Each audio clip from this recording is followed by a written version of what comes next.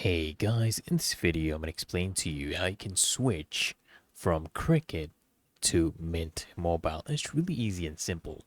So first things first, of course, what you need to do is you want to check for coverage in your area. So go check out their coverage map, okay?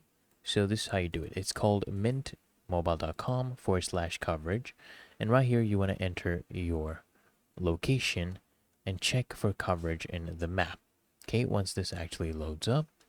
So basically, you need to make sure that you are in their grid.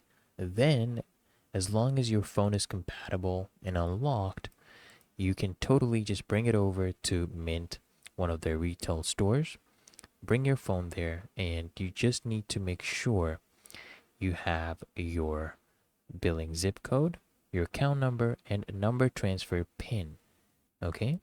You need to do that if you want to keep your current number. So here is their map. Can come here and check it out. Put in your address, your location. You'll be able to see it right here. And then, of course, you need to select the correct Mint plan for you because they have a bunch of options. They have a 5 GB plan, 15 GB, 20 GB, or even unlimited plans.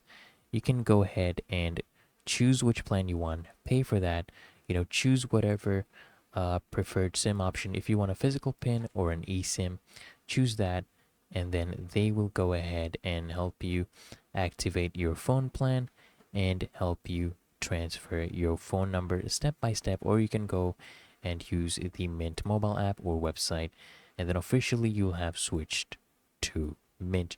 Really that easy and simple, guys. So I hope this guide was of value to you. If it was, guys, consider smashing the like button as well as subscribing to frequently asked questions, and I'll see you in the next one.